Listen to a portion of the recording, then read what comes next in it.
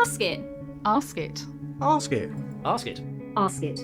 Welcome to the Ask It podcast, a blend of spirituality, philosophy and psychology, which rather than providing answers, considers good questions. Welcome, wise ones. Today we're talking to psychotherapist and hypnotherapist Tom Lawrence. Amongst other things, we're going to be asking him about his experiences with past life regression. Thank you ever so much, Tom, for giving your time to me today. Really appreciate that. Oh, you're welcome. As you might have noticed, I'm already recording. Mm-hmm. So could I ask you, my opening question that I ask to everybody, how would you introduce you? How would I introduce me? A drum roll, a Mexican wave? No, something a bit more sober. Well, as an individual, I work with people one-to-one in psychotherapy, and I've been working one-to-one with people for over 20 years. I started life, well, I didn't start life, but I started working one-to-one with folk in acupuncture and Chinese medicine. But I found that the work I was doing was more erring towards working with people's minds, because that's where a lot of the bodily problems seem to originate from. In fact, some people would say that's where it all comes from. Yeah. So I started training in hypnotherapy in 2010, and that was fantastic. And I then did some training in past life regression, which I think is why we're having this conversation. Then I trained in the Human Givens approach to psychotherapy and counselling. So that's what I do. And I've written a book called Smiling the Moon, which it was written in about 2006, 2007. Started anyway. I had an acupuncture practice in Pitlochry, which is at the beginning of the Highlands in Scotland. And I recently moved up with my wife from London. And I thought, well, I've got time on my hands. Ironically, how else can I earn some money?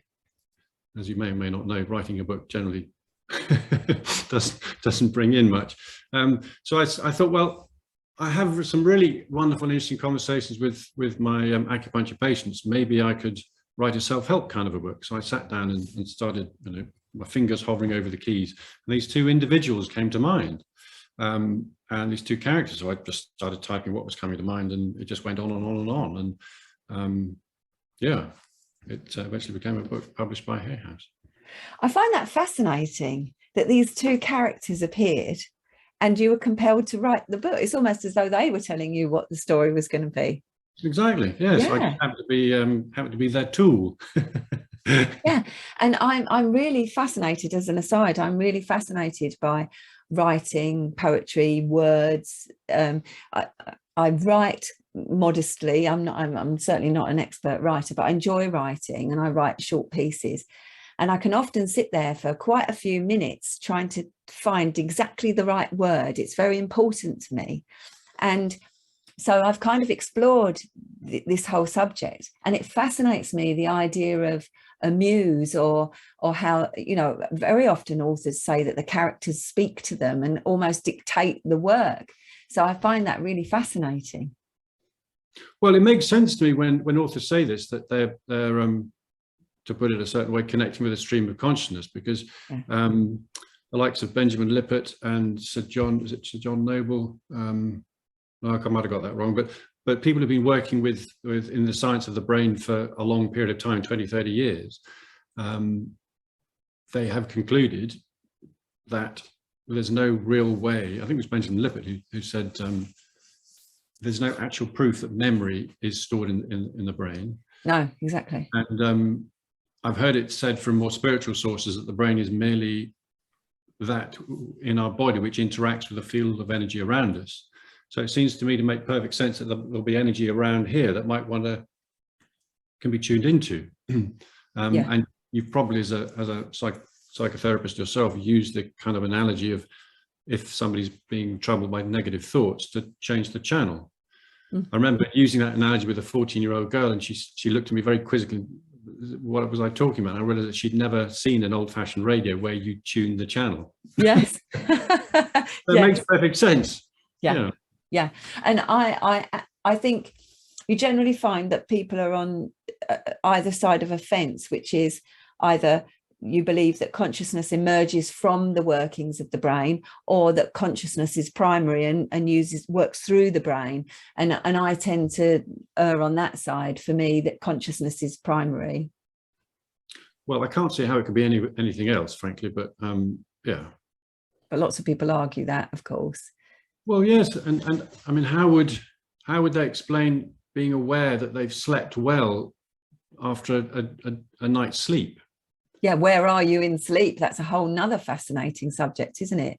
Well, it is, but there's that awareness that I've slept well. But how would you know if you haven't been at some level conscious throughout the whole experience, and if the brain goes offline, in essence, to what we would call normally conscious anyway. I think it's a fascinating subject, and certainly for me, I think you and I are in agreement of where it is. Yeah. So before we get into the kind of juicy stuff, I was looking at your website, and I was looking at your history. And so initially you were working within the media. Yes. So how did you get from there to where you are now? Talk to me a bit about that journey. How did you get from there into acupuncture and herbal medicine?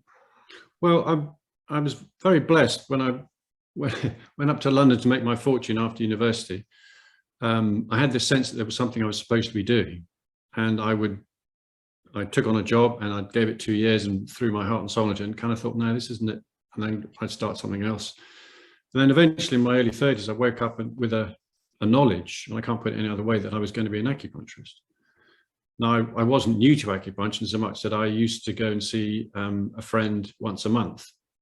And that started about in my sort of mid to late 20s to de-stress. And also I found, because she was older and wiser than I, somebody I could talk to, because if I was having relationship problems, the only outlet really was down the pub with my mates, and they weren't the best counselors, I've discovered. Yeah. You can imagine. So I had this knowledge, and it was ironic because I'd only been married at that time 4 months, and I waited 2 weeks before I said to my wife, I've got this in me and I need to do it. Because it was still there, because I've learned that one can get intuitions or have ideas come, and if they're real, for me, they hang around. And it did. So I chucked it all in and started training, and in essence it was like a calling. So I'm very grateful for that, because it started me on a very wonderful, interesting journey. Yeah. And so you had your acupuncture and herbalist practice, and then, as I understand it from your website, you moved to Edinburgh, up into Scotland anyway, to set up your health clinic. Well, without going into too much detail, because it's personal, we moved up. It was my first wife. We moved up, and I needed to restart my career, so to speak. And I was able to find a little property in Pitlochry, just off the high street, and set up the Pitlochry Acupuncture Centre. And unfortunately, it didn't all work out the way we would have liked, and I therefore moved to Edinburgh and started a new life, and met somebody else, having finished with my first relationship. We divorced, and that's how I ended up in Edinburgh. We started a new centre, which had to close after COVID, unfortunately, because it was a not-for-profit and we didn't have any big finance behind it, and the landlord still wanted the rent. So I'm now working from home very happily, actually. Yeah. Well, I kind of admire you, because it was 2 quite serious knockbacks, and yet you still keep going. Well, as my Chinese face reading tutor said, you've got determination, Tom. And it's, you know from reading novels that somebody might be described as having determined chin. Well, in Chinese face reading, if your chin is slightly prominent, then you've got determination, and that is a gift. When perhaps others might be flagging, you keep going. Yeah. The flip side of it, as you know, it's like a coin, these talents or gifts. The flip side of determination is stubbornness, and not knowing when to let go and when to stop. Yes, indeed. And maybe overworking. Yeah. So you've hinted at spiritual matters. Have you always been spiritually awakened? Were you as a child? What was your background in that regard? Well, quite normal in the UK anyway, in so much that we're in a Judeo-Christian culture. My parents took us to church every Sunday. I went to a school where we had to go to church every Sunday, in fact, during the week as well. So I had that kind of conditioning, if you like. I remember my father was in the army. We were posted to Kenya, and we were out in safari one day, and we were driving a Land Rover on a ridge, so there was no left and there was no turning right either, and there was a huge rhino that appeared right in front of us, and it didn't look good. No. I think I was 12 at the time, and I just piped up and said, "Don't worry, God will look after us." I mean, possibly to reassure myself more than anybody else, but anyway, the rhinoceros snorted and turned around and wandered off, so no problem.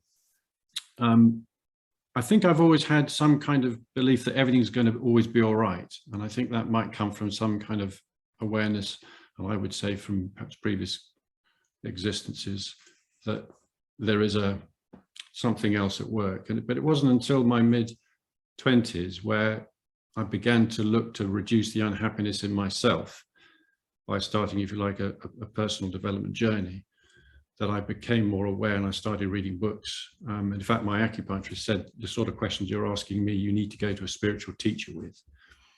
And she said, there's a man that I read and go and visit. He's called Barry Long. He's in Australia. So I would suggest you listen to some of his tapes of him teaching and read his book. So I did. And he's one of these individuals who they're so clear inside that they're emanating an energy which just being in their presence is healing. Yeah. Yes. Are you familiar with Dr. David R. Hawkins, the Power versus Force? Yes, I am. I've got the book somewhere on my bookshelf. Yeah.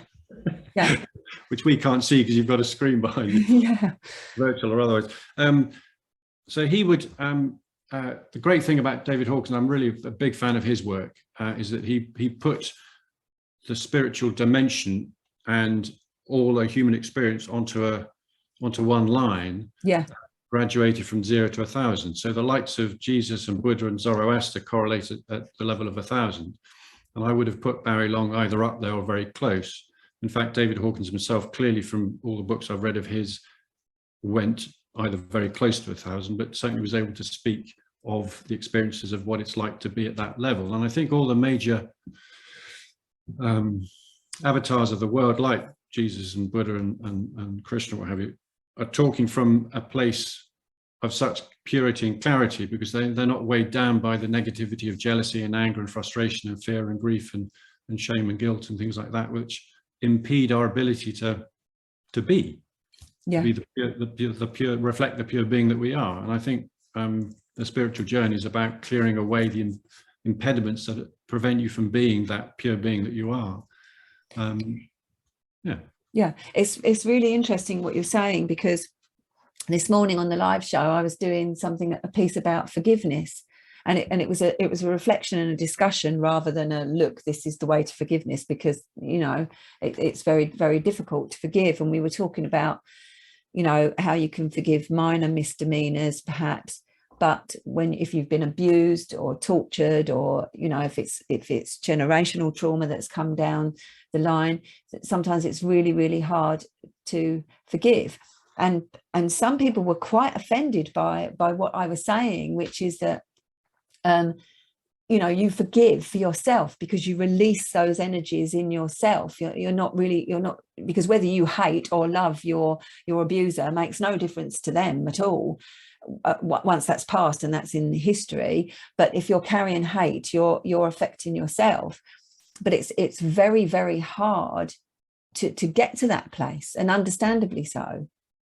And I think I completely agree. I think the difficulty for the human ego is to let go of what it perceives to be its right. David Hawkins helped me with this in his description of the ego, which is the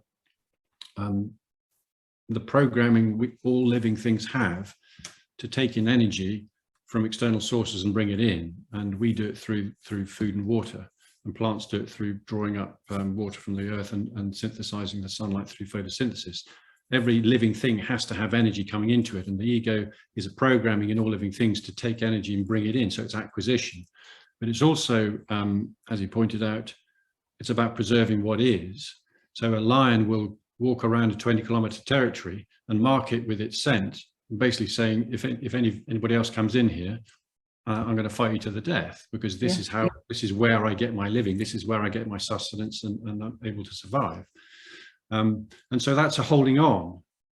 And in the human animal, we have that extra dimension of self-reflective consciousness, which other animals don't have. And so it plays out in ideas. And so if I say, this is the way something is, and somebody says, well, no, it's not, my ego will say, well, no, this is the way it is, and let me tell you why. And we get this kind of, well, this is how we end up in wars. Yeah. So there is a movement in us to preserve our right to hold on to a belief, and that can feel too big to let go of. And you're right, I mean, I work with folk about forgiveness and endeavor to help them see that forgiveness is about not holding on to anything against another human being. Because if I'm feeling hatred or anger to somebody, as you know, all I'm doing is making a poison and drinking it myself. Yeah, yeah. It's not harming them. They don't know about my anger or frustration. Yeah. And I did this with a client, but we'd had good rapport, and I'd seen him several times, and we'd had shared humor, and I use humor quite a bit in the workplace. And he said, I'm really bloody pissed off at the bank. I'm really angry. And I said quietly, God, the bank must be really shaking its boots. And he laughed and laughed and laughed and said, thank you, Tom, good point. Yeah, well, that's true. Yeah, that's exactly it. But it's always I hate the word, it's so overused, but it is a journey too, isn't it? It's not something that you can just decide like that in your mind. Yeah. And I think, as your point, there has to be a certain amount of self-value, that you don't want to carry that load of anger or that lack of forgiveness in you, because it's only harming you. Excuse me. Yeah. So let's move into what the reason I wanted to talk to you, which is past life regression. So I noticed on your website that you're not offering that anymore.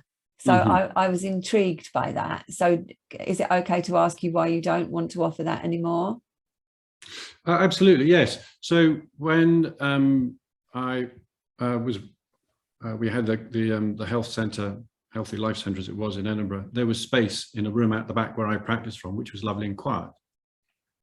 And so I was able to do work that requires a level of, well, generally speaking, requires a level of quietness. And if you're with somebody for 2 hours, which is how long a past life regression takes, or should take, you need to be undisturbed, or as much as possible. I mean, birdsong's lovely, of course, but if you've got traffic or whatever, and since having to move out of there, I mean, my study where I work has a quiet window at the back, but there is front, and also that we had other people working. So on closing the centre, the 1 or 2 people who literally had, that was their only source of income. We have a room at the front, which was my wife's art studio, and she'd moved out and made that room available for 1 or 2 colleagues to be able to use that. And so there were other people coming in, and we've got, we live in an old house built in 1832, old flat, and the floorboards are in dire need of being quietened, because whenever anybody walks up and down, it just makes a hell of a noise. Yeah. And also there's an entry phone here, and I just thought I can't offer something that requires people that kind of level of peace and quiet with the entry phone going off, with delivery guys delivering and people coming in and out. So it's more for practical reasons, really. And also it can be quite difficult to be able to schedule in 2 consecutive hours, and it has to be done, 3 or 4 months in the future, generally speaking, because the area is busy with helping other people. So it's not for any other reason other than kind of practical reasons, really. Yeah. Oh, thank you for that. Right. So how did you find your way into past life regression? How did you decide that you wanted to do that? Because not all hypnotherapists go down that road. Well, no, I mean, it was a kind of came out of some reading I was doing for my own personal journey. I picked up a book called Journey of Souls by Dr. Michael Newton, and what really convinced me about it, I mean, I was quite open to the idea anyway, and as most of, apparently the majority of the world's population are anyway, open to reincarnation, as they call it, or occurrence. So I picked up this book, Journey of Souls, and it's he was a very skeptical psychologist in the United States, and didn't believe in consciousness surviving death, didn't believe in spirituality in the slightest. It was all the here and now and science, and that was it. And then he realized that with one or two of his clients, he wasn't able to move them on after 2 or 3 years of work. And so he started using deep hypnosis techniques. And they began to tell him things that he realized had absolutely no relationship with their current life, in such detail that there was no other explanation. Now, being a good scientist, he cleared his desk and said, well, I'll investigate this. I don't believe in it, but I'll investigate it. Mm-hmm. And as happened with one of his, there always has to be a first one, the client in deep hypnosis was talking about rising above the body and seeing her body surrounded by her family, as she, in essence, it was what we call the death scene. And in essence, the soul that was experiencing that then went on to a dimension between lives, and that's what really interested him, and that's what the book is about, what happens between one life and another life. And because it didn't happen once, it happened hundreds and hundreds of times, because he literally really went into it with a lot of research, and so saw a lot of clients, that they were saying pretty much the same things again and again and again. And there comes a point you think, well, maybe this is the truth. Yeah. Now we have a limit. We live our lives very much. I mean, this is again where David Hawkins's scale of consciousness came in, because there's an ancient phrase that fascinates me, and it goes, knowledge that passes all understanding. Now, logic and reason on the David Hawkins's scale of consciousness goes up to 499, and then 500 is the level of love, and then at 600 is joy, and then at 650 I think is peace. But anyway, our logical rational mind can only go so far, and it's like the logical rational mind is like a Ferrari on tarmac. It can go really fast and go super fast in a straight line. It can go really whizzy fun around corners and what have you, but put it in front of a farm gate and open the gate and say, look, there's a ploughed field, go over it. Can't do it. Yeah. But there is something that is in us that is able to go into that field and experience what a human being can experience. So he was convinced enough by the research that he did to write a book, and he thought that would be the end of it, but it produced such demand in its readers that he wanted another book, another book. So having read that, it opened up the possibility and the idea. And then having trained in hypnotherapy, I met a colleague who had trained the Michael Newton method with I forget who the trainer was, but anyway, and I went on the course and trained. So that's how I did it, and I'm really glad I have. I mean, you may not want to say, but have you had remembered experiences of your own past lives?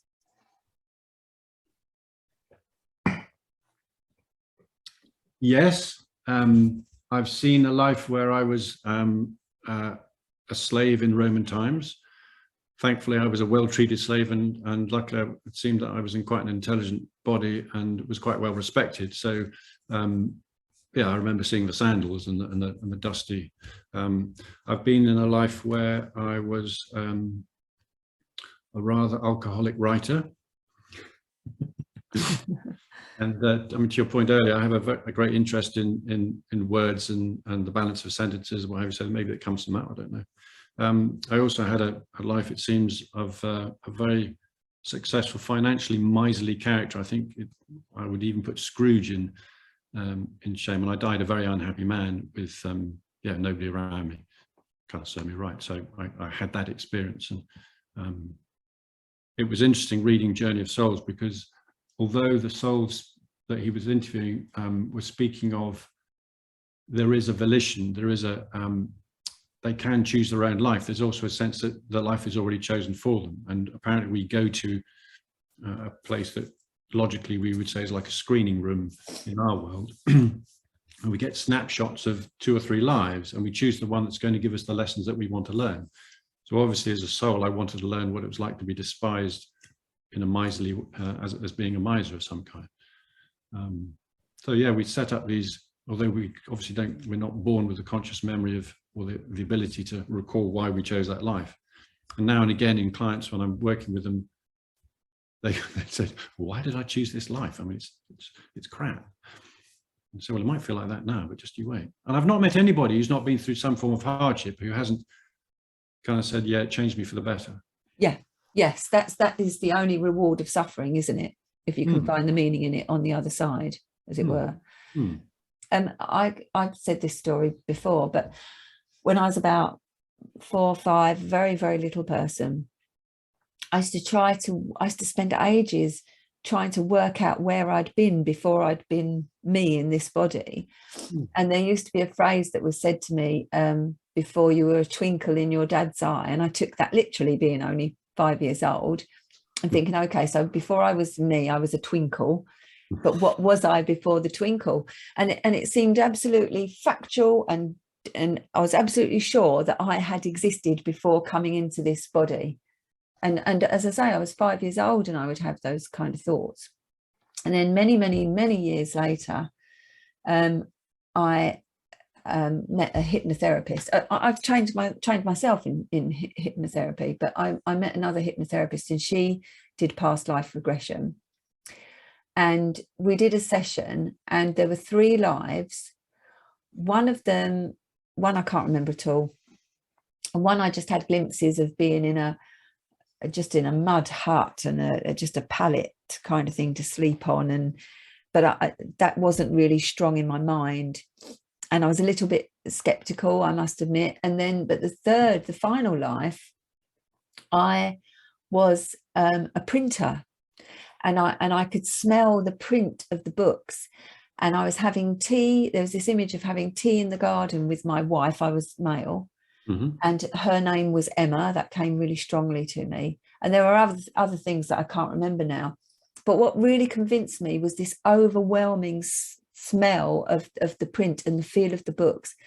And now I've said to my family, never ever buy me a Kindle or anything like that, because I have to have the book. I have to have the feel of it, the smell of it. If I'm going to read, I can't bear reading on a screen. It's got to be the book. And I love books just for their own sake. I might not even read them all, but just books for their own sake. So to me, that has a resonance with me. And extraordinary how you had that knowledge at age 5. Did it last in you, or did it go to sleep therefore and was reawakened a bit later? No, my family used to call me weird, and I've always been attuned to more than the material, let's put it that way. Yeah. And that's taken different forms as I've grown up and had different interests. But yeah, I would say I've always been spiritually aware, really, right from a tiny, tiny little dot. Yeah. Fabulous. And I mean, to your point about the mud hut kind of a life, a lot of clients that I've worked with in the past see those kind of lives, and they are very simple, they're very hard. And I mean, let's face it, perhaps 1% of the people on the planet can be really wealthy, and really wealthy in times gone by would have been just having a bigger hut with 2 fireplaces, compared to the peasant life that surrounded them. And we've all been through that life, that peasant life. Absolutely. I mean, you can't suddenly jump up to being a very sophisticated, intelligent life. And I suppose, but the majority of lives are very mundane, aren't they, in their own way? But have their own imprint of meaning. Yeah. So do you think that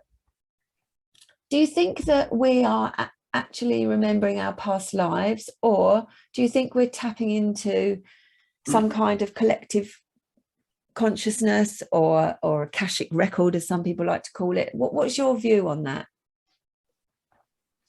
For me, we are all connected in the field of consciousness, but somehow we have a mark, M-A-R-Q-U-E, with a particular area of it, if you like. And that is where somehow energetically memory is stored. And it's only through changing the brain waves such that they slow right down that we're able to connect to that level of energy in which it's stored. So for me, that's how it is. It's all part of the whole soup of that field of consciousness behind everything. And I think that's, there's a expression, I think it's in the Bible. It is, the sins of the father shall fall upon the generations yet to come, or something like that. It's a recognition that that which an individual has not resolved in their life, they've not healed, will be left energetically for future generations to have to pick up. And that's why, to me, the perception is that life's getting harder and harder and more difficult. At the same time, there are wonderful new benefits and discoveries of not only human consciousness, but other things too. But there is this burden, I think, that we all have to take on, that becomes part of the collective karma. And in that, we also have our own personal karma that we're working through. Because as you know from your own life, there are various choices that we make. And the field of consciousness is set up to enable us to make any choice we like. And whenever we choose a particular path, things begin to move around supporting that path. And I've slightly forgotten the beginning of the question, actually, now. I'm beginning to ramble. No, that's great. That's great. My mind's going in all different directions. And it was interesting, your take on that, because I was listening to a podcast the other day and somebody said, you know, we think that we're evolving all the time and things are getting better, but actually not necessarily. So I was interested in what you said there about the sins of the fathers, and that, you know, we all know about generational trauma and those, and even behaviors are passed down, aren't they? If your parent can't manage anger, then you haven't learned how to manage anger healthily, and so on and so on. And I call it the hot potato that's passed down all through the generations until somebody says, actually, you know what, this is stopping here. I'm not doing that anymore. Yeah, absolutely. Yeah. So when you've worked with clients and you've regressed them into a past life, are there any that have really stood out for you? Are you skeptical? Are you completely convinced? Where are you with that?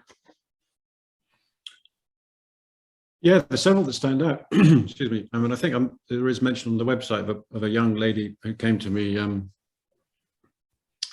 She had a phobia of water and didn't drink any water, and felt nauseous watching other people drinking water. And of course, in every shop in the high street, you find little bottles of water people can buy. So it was all around her. And she went back to a life when she was part of a nomadic group navigating by the stars around the deserts of the Middle East somewhere. And their only form of liquid was either camel milk or from stews and soups, mainly stews and camel milk. The camels would drink from the water of the wells, but they never did, for fear it might be contaminated, which kind of makes sense, because any form of little bacteria could get in there and proliferate such that it could cause havoc to a human gut system. Yeah. And when she came out of that, I offered her a glass of water, and she took a drink of it.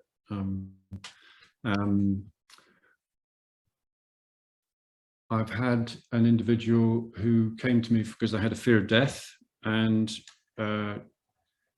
in the time that we had, we were able to go through 3 lives, and she saw the souls that are in her current life, sisters, best friends, family, mum and dad, uncles and aunts, what have you, were with her as souls in different lives, playing different parts in all those 3 lives.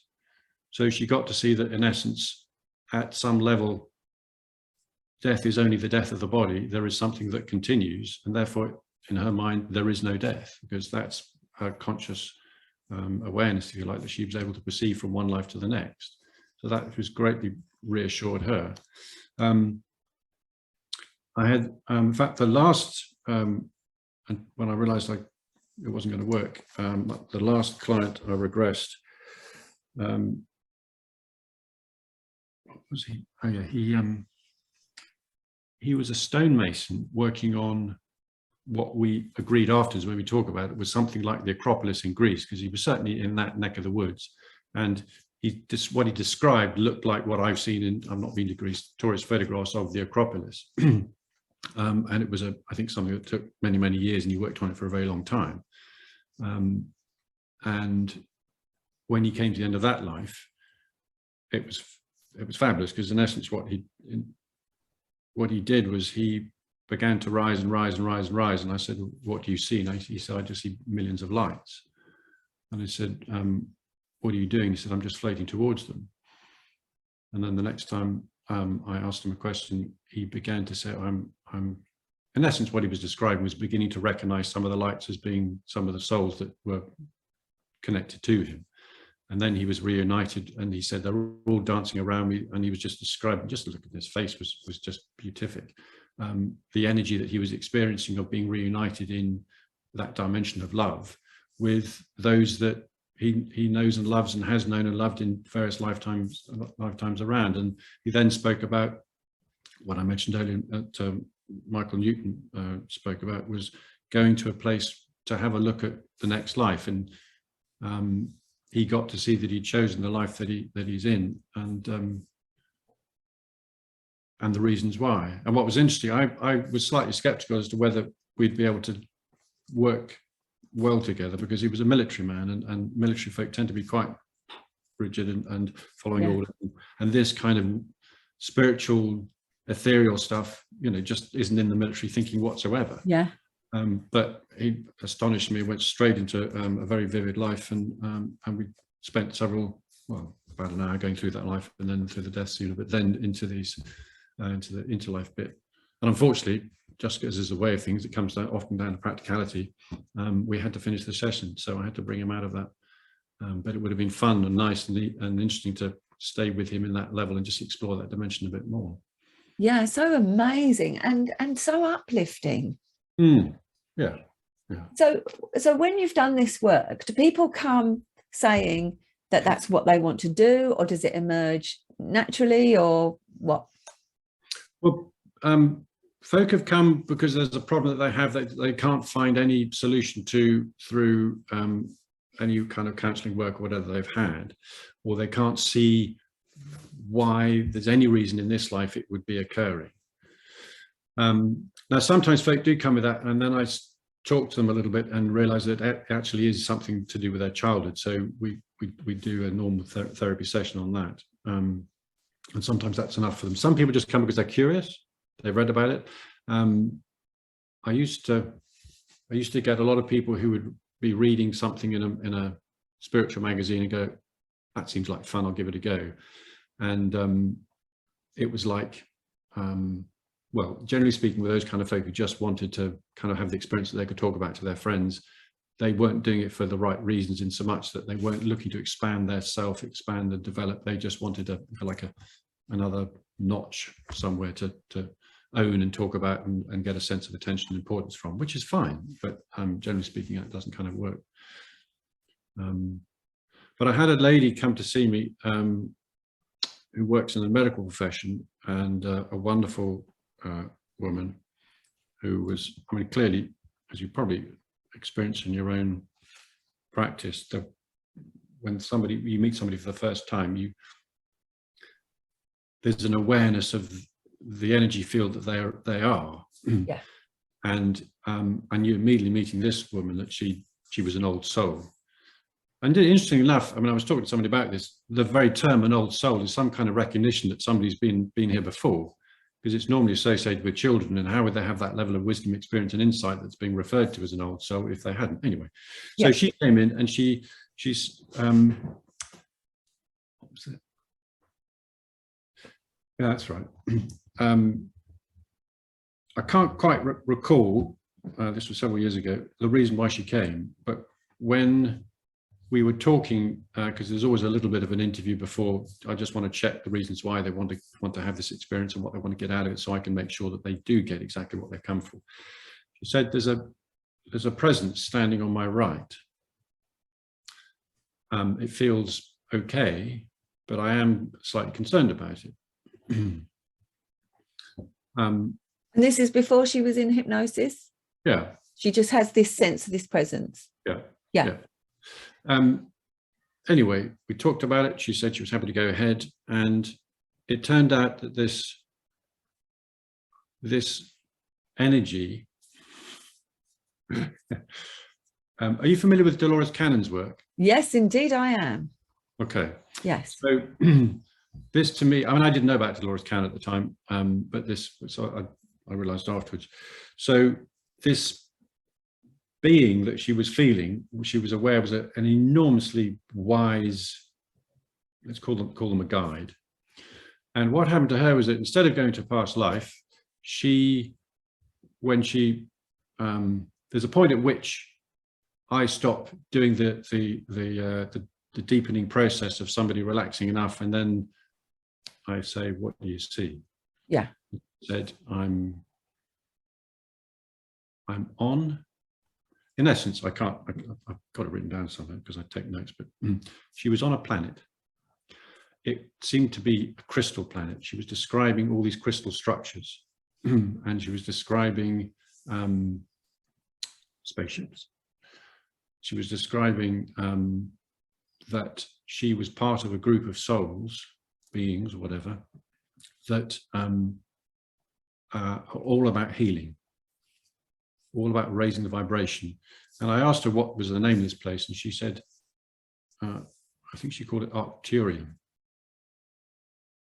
Now, I think there is a place, or there is a reference, I've Googled it, there is a thing called Arcturia, and this being was an Arcturian, and was teaching her in this life about, how do I put this?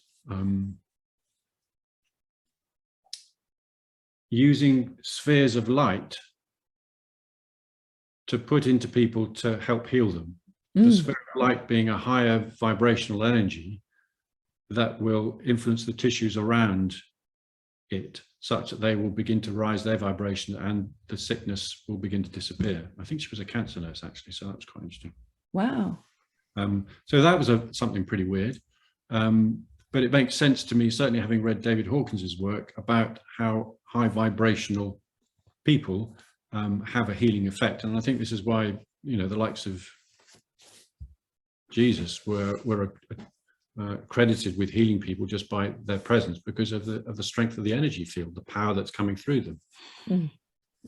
On that subject of light, I remember hearing a story of somebody that had, and I'm very skeptical, but it said that they'd had an alien encounter. They were in hospital and they'd had an alien encounter, and this being did exactly that, brought out some kind of instrument that was just light, and rubbed it over whatever the issue was on their body, and brought about a healing. So I've heard of and there's so much in alternative healing around that subject, the way that light is important in healing. So was she herself able to heal? I mean, she was a nurse anyway, but was she able to heal after that, or to perform healing? I didn't follow up with her because I tend not to. It was kind of time really, but I did say that if she wanted to explore that more, by all means come back. But she lived she lived several hundred miles away, and a boat trip or two away. So I think for practical reasons, but I wouldn't be surprised if, you know, as I spoke about, when she walked into the room, I could sense an energy field which is, for want of a better putting, above average. And I would imagine that the whole experience that she had and the insights that she had would have raised her vibration such that if it was the karmic direction for somebody to be healed, then she would be able to facilitate it. Yeah. But she was, as is often the case with wise people, that they don't take credit for it because you can't. It's a field on which, an energy field on which we are and we're experiencing, but we're not the source of it. So we can't really take credit for something that's there that we didn't make.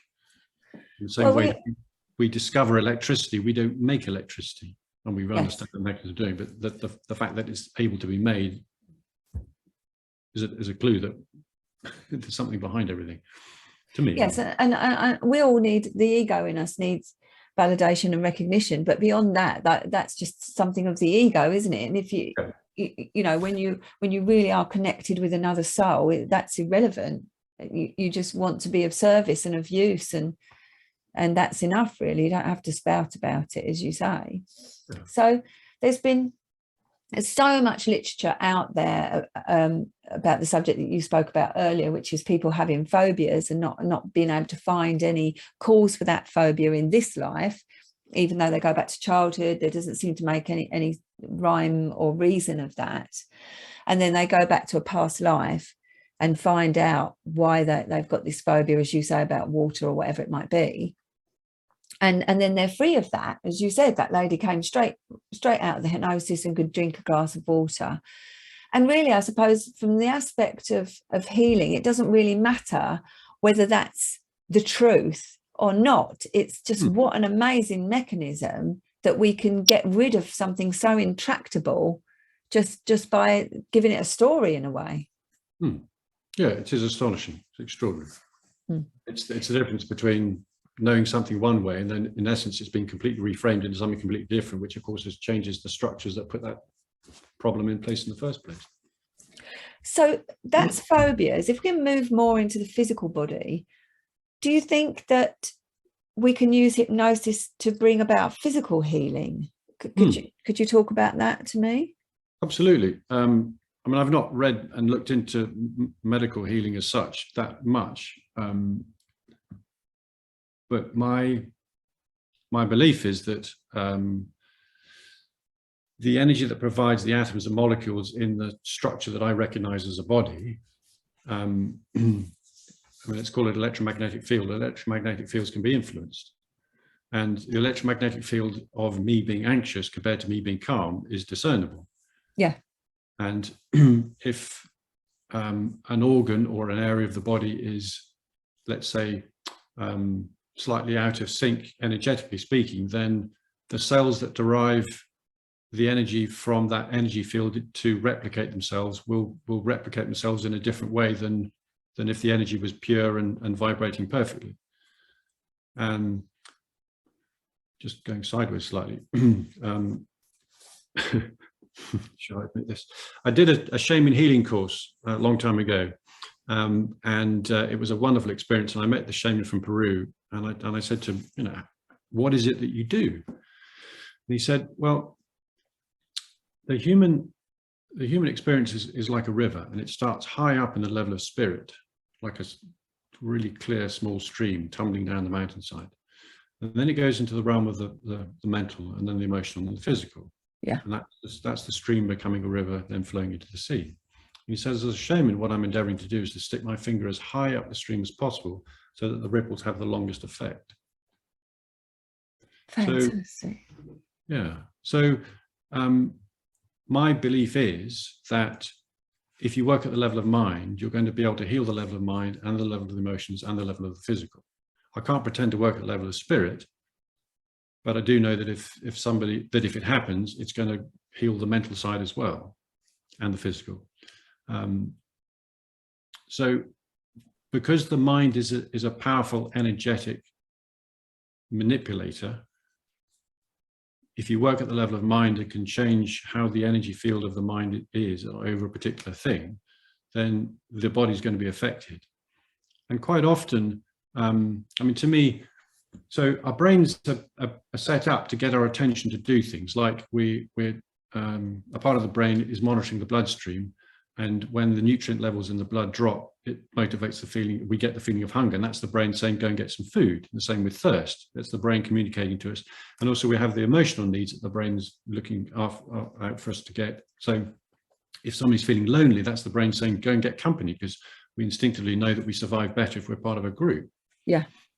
So if there's something in our psyche that needs healing, to me, it seems perfectly reasonable that the body will, or something will produce a pain or a growth or something that needs healing, needs letting go of. And in essence, what that means is changing the energy field around that particular thing, because it's crystallizing such that it's causing a physical disharmony, a physical problem. So if you're working at a higher energetic level than the body, which would be in the mind and the emotions, then it can have the possibility of changing and healing it. Yeah. But it's not, I mean, I would love to say I can heal people, but I can't. It's not up to me. If something happens in the work that I'm doing, that's great. But if it was up to me, then everybody would walk out of here healed. But of course, that's not up to me, so they don't.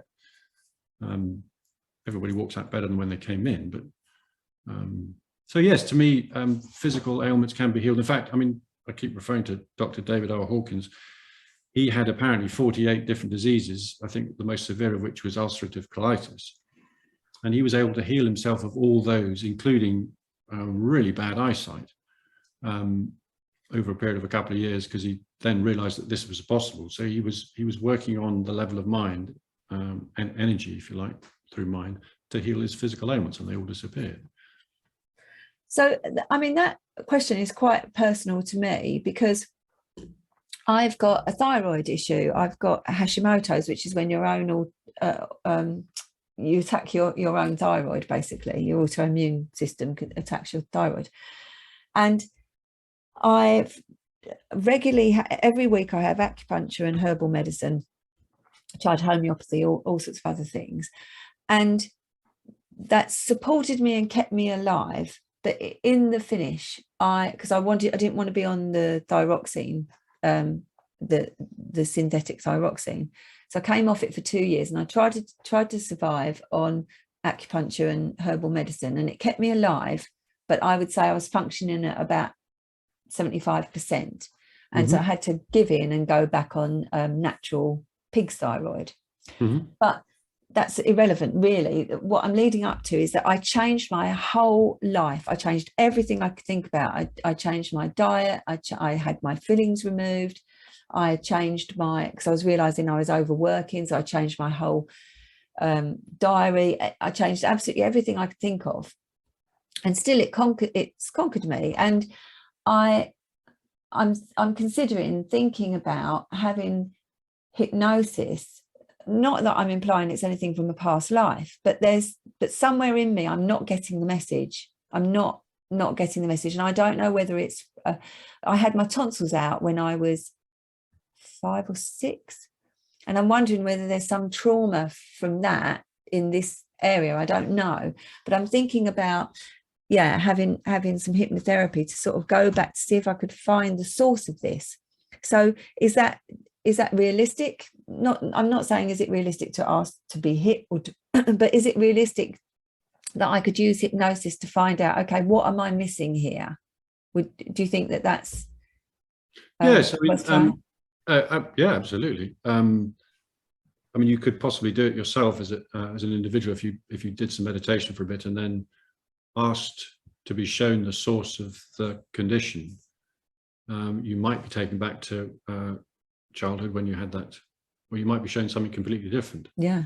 I think it would depend on how you approached it, but certainly you could, if you found somebody who you felt comfortable with, then in essence they would have you go into a very relaxed state and then ask for you to be shown the origin of that problem. And my take on it is that if it's right for you to see it, then you'll be shown it. Yeah. If you approach it with all humility and the humility of, I want to get rid of all the things in me that are impeding me from being the best version of myself, but not in an egoic way because you want to attain something, but because if every human being on the planet is calm and relaxed and happy, we have a happy planet. Yes. And so if we can all let go of the impediments to us to being that emanation of joy and love and what have you, then the world's going to be a better place. Everybody's going to be.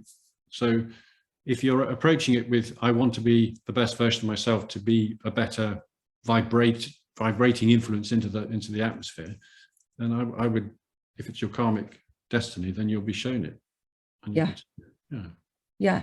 And I'm also fascinated by what you were saying about healing eyesight, because I saw, it's old now, it must have been in the 80s, I think, I saw a documentary about past lives. And there was a woman in hypnosis, and she was remembering her life, and they held out a map and they showed her, and they were asking her, where is this on this map? And she pointed to it. She was looking at the map. This was just as she'd come out of hypnosis. And then somebody said to her, you're seeing that without your glasses. And in her normal everyday life, she couldn't see anything without having her glasses on. And yet as she came out of hypnosis, she was looking at this map and clearly saying, oh yeah, it's there, and reading the map. Fascinating. Well, I mean, I forget what the modern term now is, but people who have multiple personalities. Yes. Each personality can have different health problems. Yes, can be diabetic in one. And yeah. So how do you explain that? I mean, that's just crazy, isn't it? Well, again, to me, I mean, to put it all back to the same thing, it's about the energy field that is creating that personality. But I mean, I do know a little bit about eyesight, so much that I got interested in when I was doing my acupuncture training. We had a doctor come in and talk to us, and he spoke about William Horatio Bates, who wrote a book in, I think, 1926 on how to correct your eyesight without glasses. And he was a man way ahead of his time, because all his colleagues were basically wanted to prescribe glasses. But he pointed out that because the eyeball is moved around by the ocular muscles in the eye socket, like any other muscle in the body, it's going to be subject to tension. Yeah.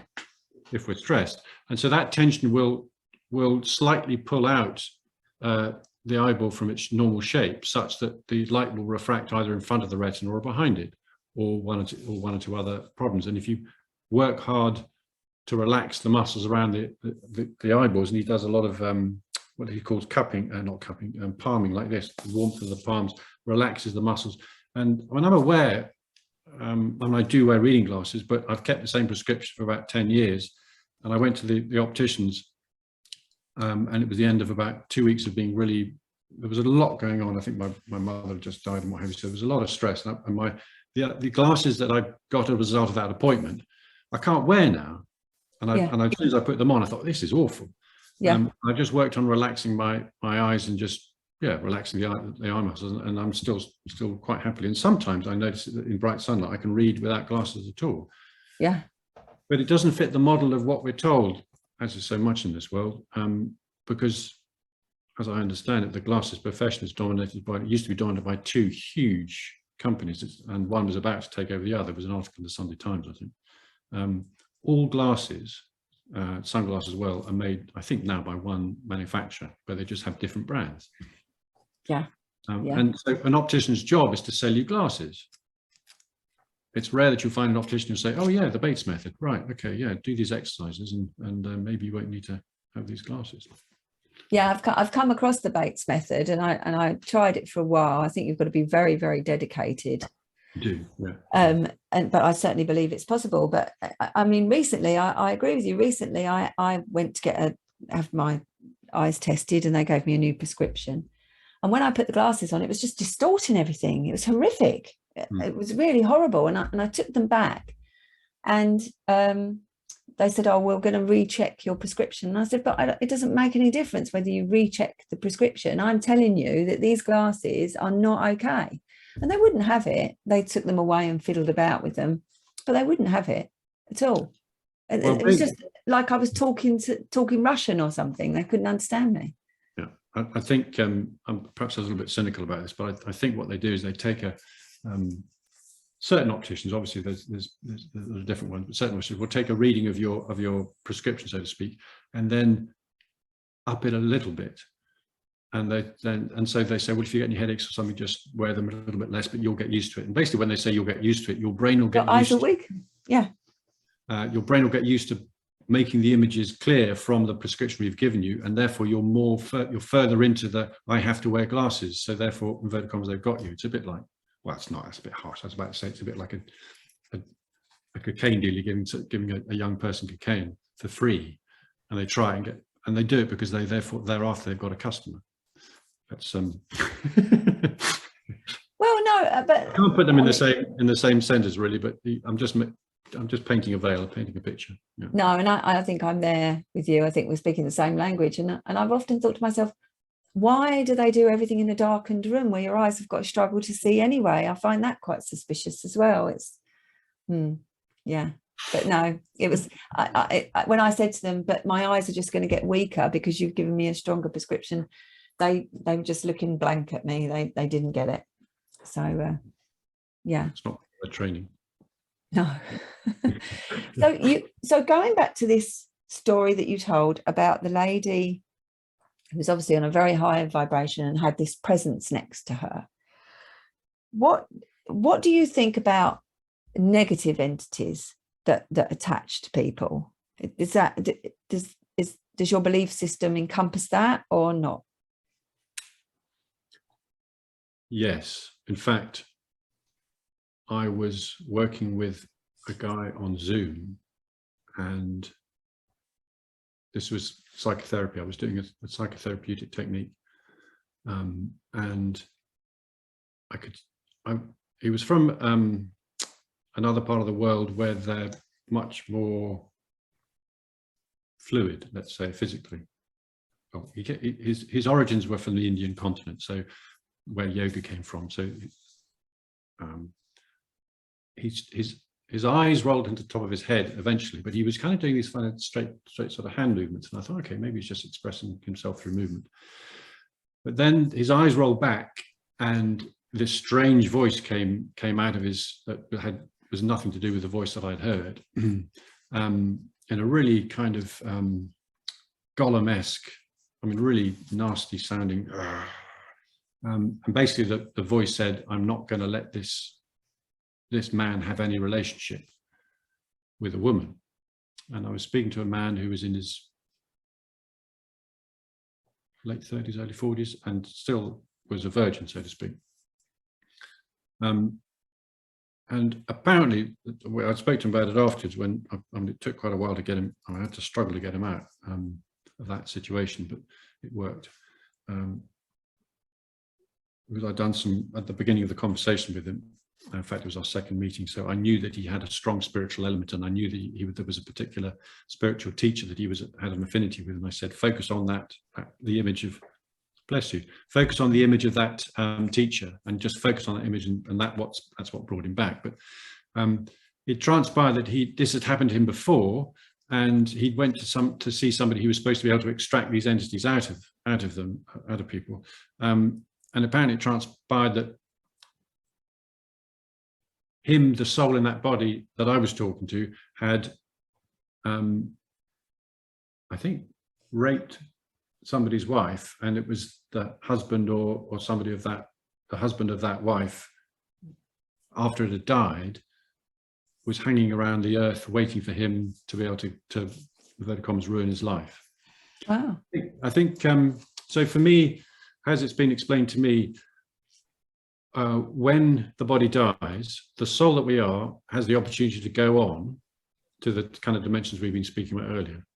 The emotional energy that we haven't yet healed will hang around the globe, and that becomes part of the energy field that we all have to pick up and work through to in essence, heal. But particularly, I think, associated with kind of what I would call baser dimensions, like sexual depravity, that kind of energy. If anybody's perhaps been associated in their life with that kind of energy, then I think that can hang around close to the earth, such that we can create a psychic bridge in our minds. If we connect to that kind of energy, it can come into us. And so what, in essence, this man needs to do is just completely and utterly focus on devoting himself to being to higher vibrations, and that lower vibration won't be able to get into him. But yes, I think definitely there are. I mean, there are. Yeah, you probably would have seen people sitting on a park bench who don't look as though they're completely entirely in control of their own body and mind. Yeah, yeah. So you would say that negative entities have been human? As I understand it, yes. I mean, there may be. I mean, I mean, this is out with any reading or yeah. But I think I was reading something somewhere that or somebody was suggesting in a conversation that there had been some kind of external life forms, or not forms, I say, life beings, or some kind of energetic beings that had come into human beings on the planet and tried to disrupt things. But I think that inverted commas has been eradicated. But I don't really know anything about that. I'd have to go to the Gaia channel for that kind of a thing. Because there's a number of psychotherapists, particularly Jerry Marzinski, who's from the States, who are now saying that they believe certainly schizophrenia is entity attachment, but also intractable depression and things like that might be entity attachment rather than anything to do with the person themselves. And for me, I think it's highly possible, but I remain healthily skeptical, I would say. my take on the schizophrenia is a bit different. Schiz, it refers to schism, and it's like a parting of consciousness. And I think it's, I mean, from my experience of working with people who are schizophrenic, there is often a traumatic event that happens, and problems begin to develop thereafter.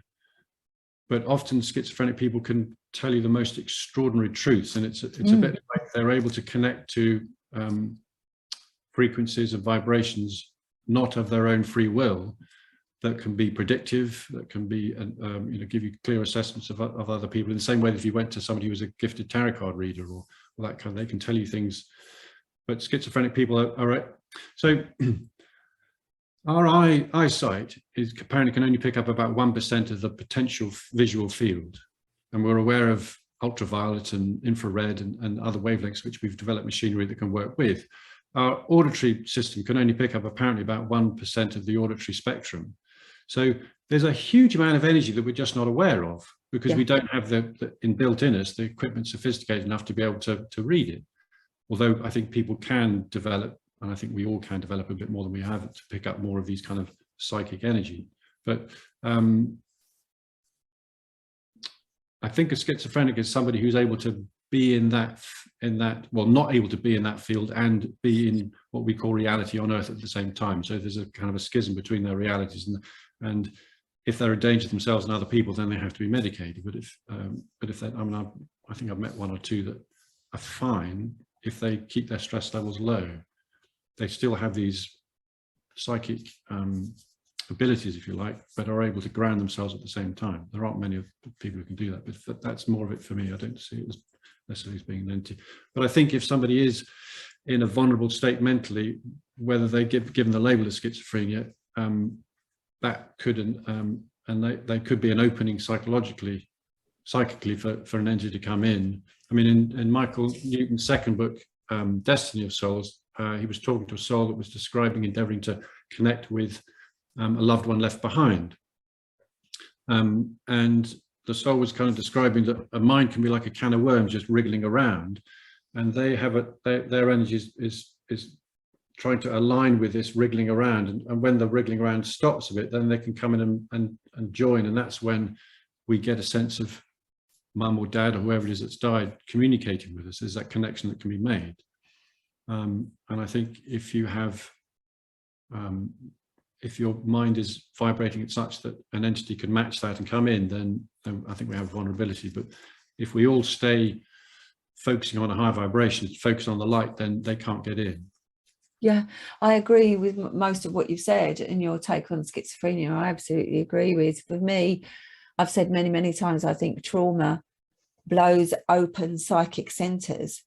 And I think that there are people that can manage that and people that can't manage that. And maybe, as you said, clairvoyants and mediums might have something to offer in teaching people how to be safe with that, how to open up willingly and to close down when you don't want that intrusion. So I think I err more on your side of the fence perhaps than necessarily entity attachment, but I don't discount that. But I'm the kind of person, I like to be open to all things, but really I can only go on what I've had experience of. And yeah, and I suppose that ultimately that's all any of us can do, isn't it, really? Absolutely. I mean, in my past life regression training, we were made aware of, and it seems to be not uncommon if a person has died in a very, very sudden, violent way, like an explosion or something like that, that it's like the soul kind of comes out of the body and goes, what the hell happened? Where am I? What's going on? As opposed to, if somebody's lying in bed in hospital for 10 weeks and then the soul leaves the body, it's kind of like everything was I mean, that makes logical sense, and it's easier transition. So it hasn't happened to me in past life regression, but one or two colleagues have had to deal with entities that are attaching with the client that they're working with. And what they've done is used words along the lines of, go home. Asking before that, is there anything that they need or that can be done on their behalf? i.e. treating it in a compassionate way, but in essence, you may not realize this, but you are in somebody else's psychic system and you need to go home. And home is that place between lives. Yeah. It's a place that we all love being in. And so that word seems to have a real resonance with those souls, and most of the time they leave. How do you find, as so many of us have had to do since COVID, how do you find working online? Well, I see people most of the time face to face, but like a lot of people, I had to learn how to work online, and I mean, it's a relatively easy jump thanks to the technology available. I found that I nod a lot more. Yeah.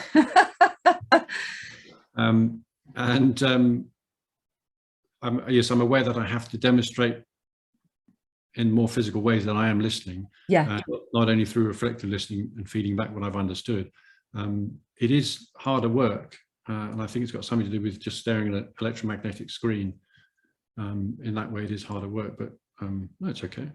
Yeah, I mean, I've had to do a lot of that, not so much now because we're out of it now, but absolutely, I don't like it. I'd much rather be with the person and be sensing them and seeing all their little nuances, and yeah, and I think as and when I get to having this hypnosis to see what it is I'm missing, that would definitely have to be in the room with somebody. I wouldn't want to do that over a screen. Yeah, I think if you're having a more of a coaching kind of conversation, then it's easier to do on Zoom. Yes. But if you're really doing a more psychotherapeutic interaction, then that I think is better facilitated face to face. Yeah. So, thoughts for the future, Tom? Well, I'd like to write another book. I did start, I had an idea that Smiling the Moon would become a trilogy, and I did start the second one, but kind of life got in the way. But I do see that I have to set aside the time to do it, otherwise it's not going to get done. I would like to do it because I think it's a wonderful way of being able to communicate ideas to people that can help change them. And I've had lovely feedback from readers saying that they've read it several times, they feel very comforted, they found it very helpful. I think somebody was suffering from grief and they found it really helped them. So I'd like to be able to be of service to more than just one person in the room with me by writing another one. I mean, the immediate future is going to be very much focused on my wife and I getting a little puppy, so that's going to. I've just got another one. I've just got one. He's 9 weeks. He's a little Jack Russell, and I've already got 2 Jack Russells, so I've now got 3. But yeah, so what are you getting? What breed? It's a Norwich Terrier. Oh, I don't know anything about them. And they're very much like a Norfolk Terrier, only that a Norwich Terrier has ears that pick up and a Norfolk has ears that stick down. They're little brown bundles of fun. Lovely. Very calm, by and large, from the ones I've met, very calm, quite easy to go. I mean, like all terriers, they don't necessarily come back exactly when you want them to, but yes. Yeah. So when are you getting the little dog? Beginning of July. Yeah. So that'll focus the future a bit, but generally speaking, just continue doing what I'm doing, endeavoring to be of service to people, and getting rid of my own negativity so that I can be a greater beacon. Yeah, so important. And that's I think it was Mark Nesty I spoke to, who's a sports psychologist. He said exactly that. He said it's not about all the people that we help or try to help, it's absolutely about evolving and growing as a human being. That's most important. I really took that on board reading David Hawkins's book Power versus Force, when he shows this scale between 0 and 1,000, because he said that I read the book for the second time in 2012, and apparently the average of humanity at that point was 206, and there was one person on the planet that was correlating at 1,000, and that one person, that one soul correlating at that level of power, was bringing up the average of something like 600 million people. And then apparently there were at the time 6 people on the planet who were correlating at 850. And again, that collective vibration was bringing up the average of humanity to the tune of something like 2 billion people or something. So every human being, the more we let go of the negativity and the negative emotions, the higher we rise, and the better the vibration, the better it is for everybody around us. But it's a plan. So yes. Yeah, because it doesn't feel like a very good vibration at the moment, I have to say. No, let's not read the news. No, certainly not. Well, not mainstream anyway. Yes, quite right. Okay, so thank you so much for talking to me. I think your book is great, and I'm going to get that myself, because I think so much wisdom can be imparted through story, can't it? Through narrative, rather than just direct parlance, as it were. So yeah, so good luck with the second one. And the trilogy, you must absolutely do that. Thank you, Lucinda. And as you say, create the space, and you'll do it. I'll follow your lead. Thank you. Okay, thank you ever so much, Tom. Hi everyone, if you like asking questions like me, please like and subscribe. Thank you.